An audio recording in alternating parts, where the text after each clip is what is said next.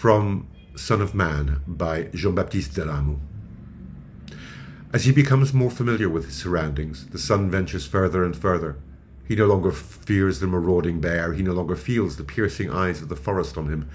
The mountain appears to have accepted his presence, and now contemplates him with equable attentiveness. When he walks through the grasslands, clouds of birds, perched on blades of grass eating seeds, take to the wing, startled by his passage. His comings and goings carve pathways through the tall grasses, creating a maze known only to him. Venturing into the undergrowth, he discovers a half-dead walnut tree with dense roots in which a recess created by some animal or by natural subsidence has created a dark hollow. Having studied it at length, he manages to squeeze inside, torn between curiosity and the fear of becoming stuck. His knees drawn up to his chest, his head resting against the curve of a root, he contemplates the vault that supports the tree, the wall of tawny earth from which glossy stones obtrude. Here, in the odour of clay and dead wood, he dozes, filled with the sense that the tree protects him, that he and it are one.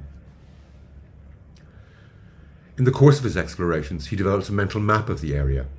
About half an hour's walk from the house, heading towards the valley, he visits the ruins of a sheepfold, beneath whose collapsed roof lives a colony of bats that take tremulous flight in the red glow of twilight. He also discovers an entrance to an abandoned iron mine overgrown with brambles and stares, petrified, into the darkness of the shaft, which exhales a cold, clammy stench. He throws down a stone, but the mine gives back no echo. In the evenings, the father tells him the story of a Kamacrusa, a bogeyman that prowls the night, carrying off and devouring foolhardy children who linger in the mountains after the sun has set. He describes a monstrous leg ripped from a corpse in some earlier age, into which an eye is set at the knee. Maybe that's where it lives, the father says, in the bottomless depths of the old mine, surrounded by the bones of children it has dragged there. How does it eat? Asks the child, if it's just a leg with one eye.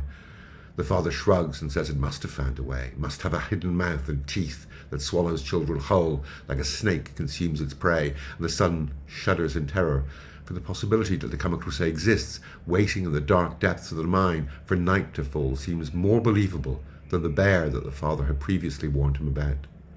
From then on, he carefully avoids the path that leads to the mine and comes home as soon as the sun dips below the dark line of the trees. Further west, by scaling the ridges that run along the grassy slopes, the child discovers the presence of a herd of sturdy Merins horses with coats of moiré black. They shelter under an ancient sycamore whose branches are crusted with lichen. The ground all around is compacted. The bark has been stripped from the trunk.